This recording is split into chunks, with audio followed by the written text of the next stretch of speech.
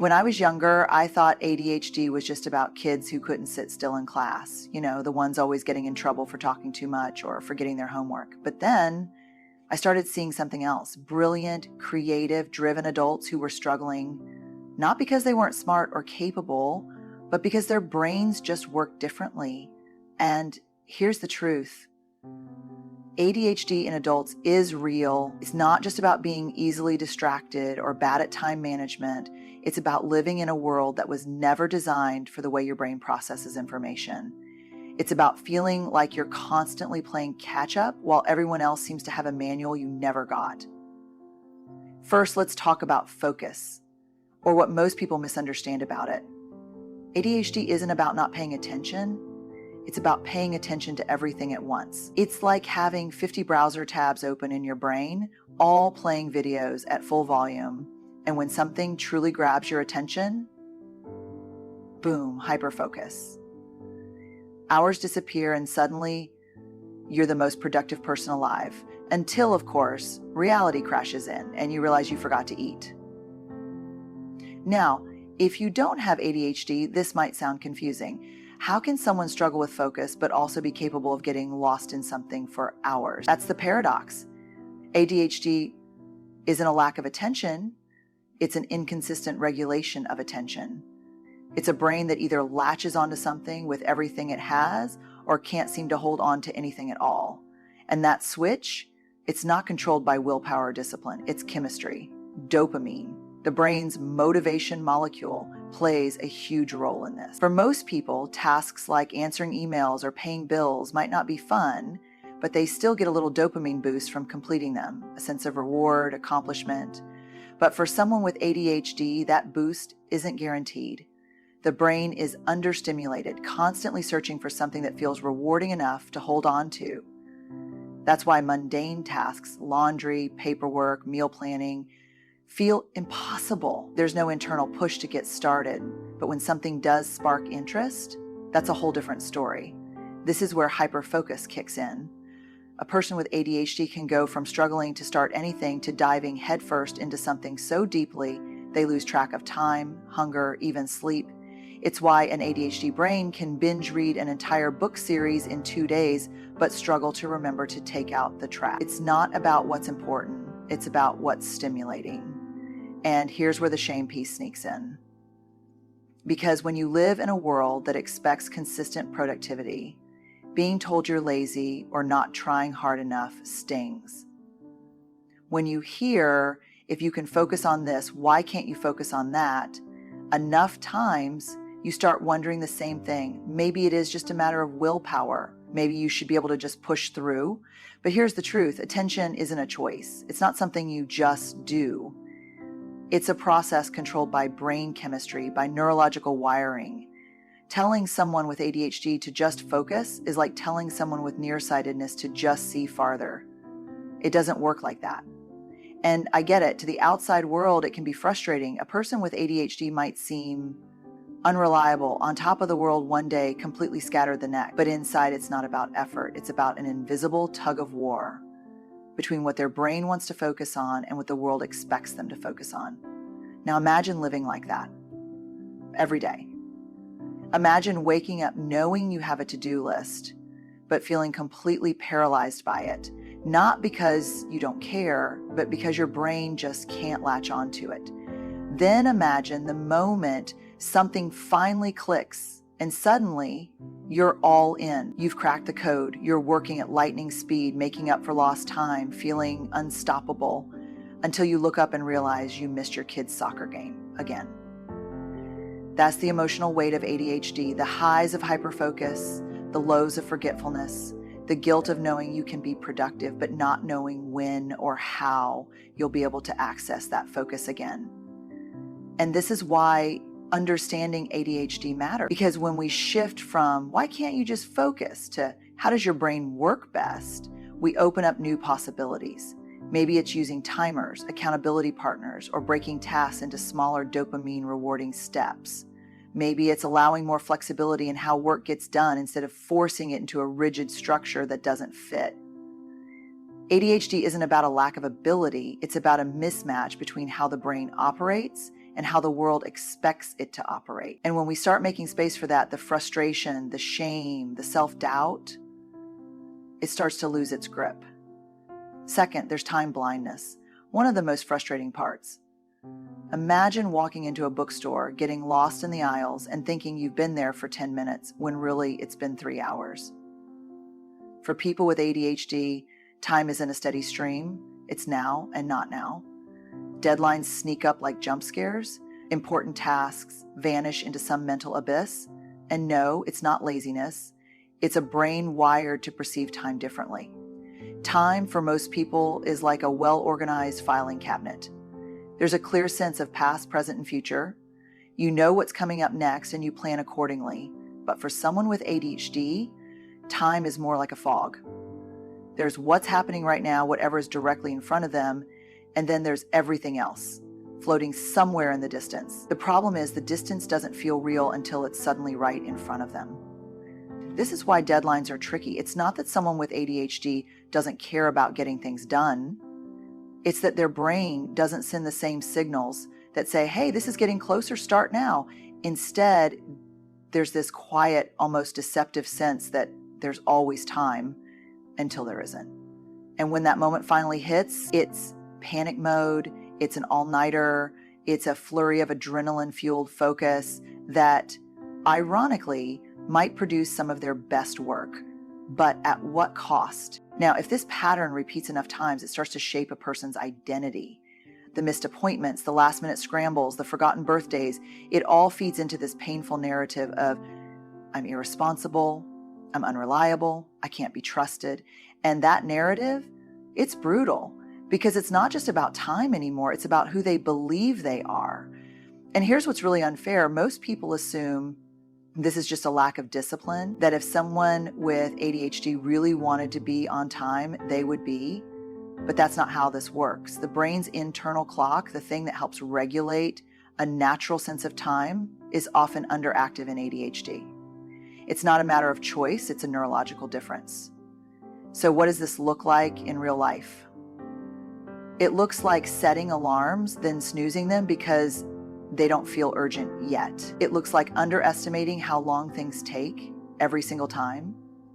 It looks like hyper-focusing on the wrong task because it felt like the most important thing at that moment, while the actual deadline sits in the background, unnoticed. But here's the thing. Understanding this pattern is the first step in working with it instead of against it, because once you know that time doesn't naturally register the same way, you stop beating yourself up for struggling with it. Instead, you start building systems, external reminders, visual timers, body doubling where someone else is present to help create a sense of urgency, tools that make time visible instead of letting it slip away. And the biggest shift is learning to separate struggles with time from self-worth. Because missing deadlines, running late, or getting lost in hyper-focus doesn't mean someone is careless or disrespectful. It means their brain processes time differently. And when you stop shaming yourself for the way your brain works, you make space for something else, finding ways to work with it. Third, let's talk about emotions. Because ADHD isn't just about focus. It's about feeling everything at full volume. Rejection, frustration, excitement. There's no dimmer switch. One piece of criticism can spiral into self-doubt. One burst of motivation can lead to 3 unfinished projects at once. Emotional regulation isn't just tough, it's exhausting. Now, here's something most people don't realize. ADHD isn't just a disorder of attention. It's a disorder of regulation, of emotions, impulses, motivation. The same way an ADHD brain struggles to regulate focus, it also struggles to regulate emotions. And that means emotions don't just come and go quietly. They hit like a tidal wave. Take rejection, for example. Most people don't like rejection. It stings, it's uncomfortable. But for someone with ADHD, it can feel physically unbearable.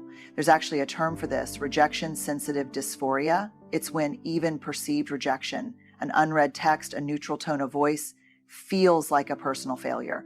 And when that emotion takes over, it's instant. There's no slow buildup. No, let me think this through rationally. It's boom, a flood of shame, self-doubt, maybe even anger. And before there's time to catch it, the mind is already spinning they're mad at me, I'm messed up, I always do this.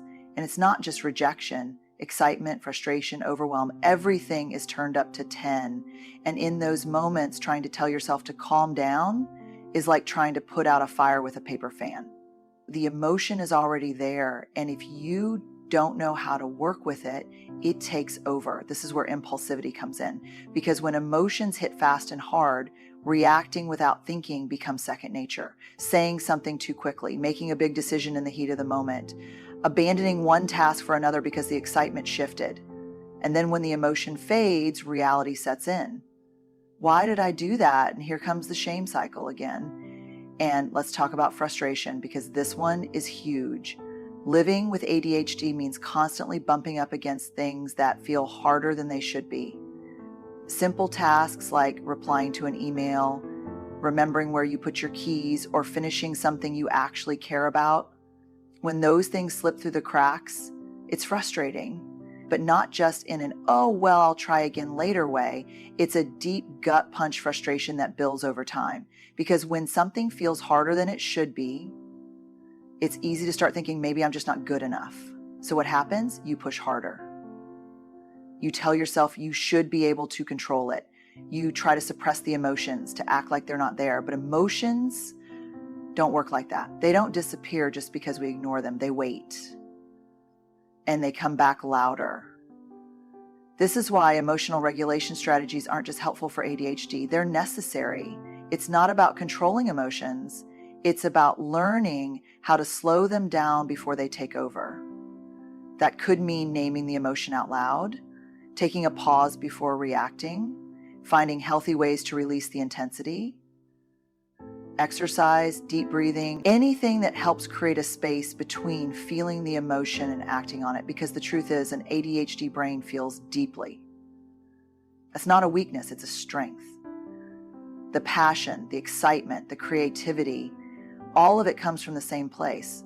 The key isn't to shut it down, it's to learn how to ride the waves instead of getting pulled under. Fourth, there's executive function, the mental CEO. That helps you plan, organize, and prioritize. With ADHD, that CEO is often out to lunch, remembering appointments, starting tasks, following through. It's not about willpower. It's about a brain that struggles to transition from I should do this to I'm doing it now. Now let's be honest.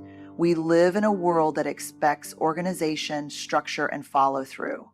There's this unspoken rule that if something is important, you'll just do it. Need to pay a bill? Pay it. Need to start a project? Just start. But for someone with ADHD, it's never that simple.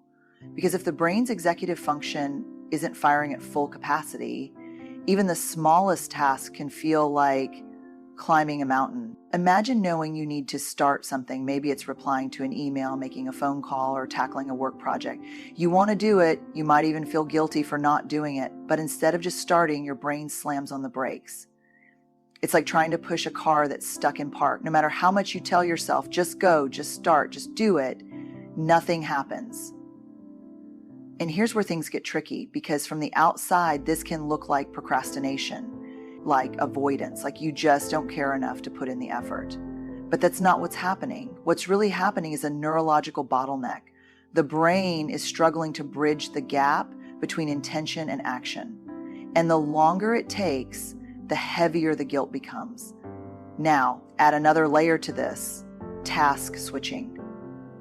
Most people can smoothly move from one task to another. They finish one thing, shift gears, and start something new. But for an ADHD brain, transitions are rough. Going from rest mode to work mode can feel impossible. That's why starting a task in the first place is so difficult. But once hyperfocus kicks in, stopping is just as hard. And prioritization, that's another battle. It's not that someone with ADHD doesn't want to prioritize, it's that everything feels equally urgent or equally unimportant. There's no natural sense of hierarchy. A work deadline and a random thought about reorganizing the spice cabinet might carry the same weight. And if the spices win, it's not because of a lack of responsibility. It's because in that moment, that's what the brain locked onto. This is where self-judgment creeps in. Because when the world tells you that being organized and reliable is a matter of trying harder, and no matter how hard you try, you still struggle, you start believing the problem is you, that you're just not capable, that you're bad at being an adult, that you'll never figure it out. But here's the thing.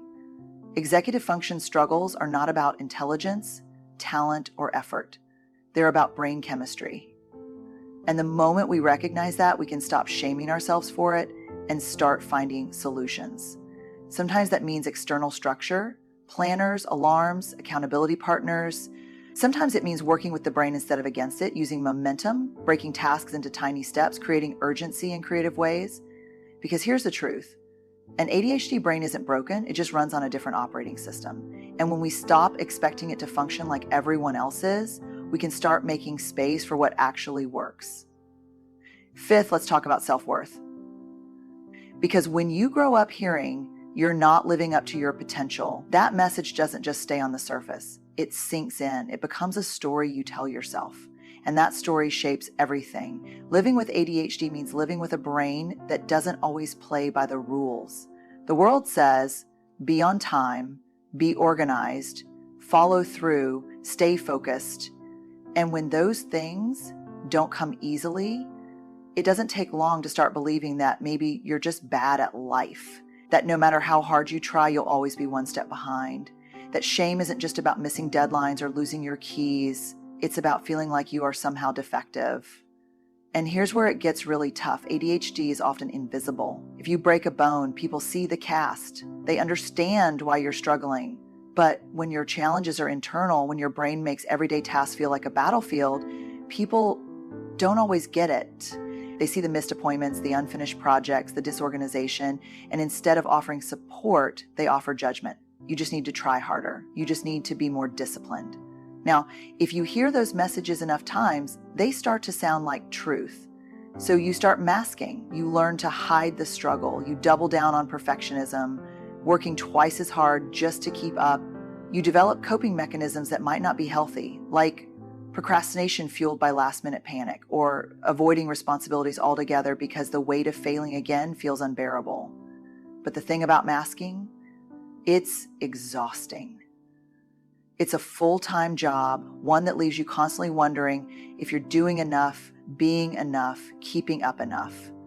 And when the mask slips, when the forgotten deadline or impulsive decision happens, it feels like proof that deep down maybe you really are the person you're afraid of being. But that's not the truth. The truth is ADHD isn't a character flaw. It's not a lack of intelligence or ambition or potential. It's a different way of thinking, processing, existing in the world. And when you start recognizing that, when you start separating your struggles from your self-worth, things begin to shift. You stop seeing yourself as broken and start seeing yourself as wired differently. You start looking for ways to work with your brain instead of punishing yourself for not fitting into systems that were never built for you. You start replacing shame with self-compassion, realizing that struggling doesn't mean failing, it means you're human. And I get it. That's easier said than done. Undoing years of self-doubt takes time, but it starts with small things. With noticing the moments you judge yourself harshly and asking, would I say this to a friend? With giving yourself permission to rest without guilt. With acknowledging the wins no matter how small, because they matter. Because at the end of the day, ADHD doesn't define worth. It never has. And the more we recognize that, the more we can start telling a different story.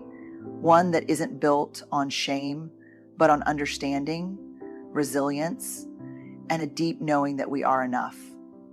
Exactly as we are. So here's the truth. ADHD in adulthood isn't just about distractions or forgetting where you put your phone. It's about navigating a world that wasn't built for the way your brain works. It's about managing time that feels slippery, emotions that come in waves, and an internal dialogue that's been shaped by years of trying to keep up.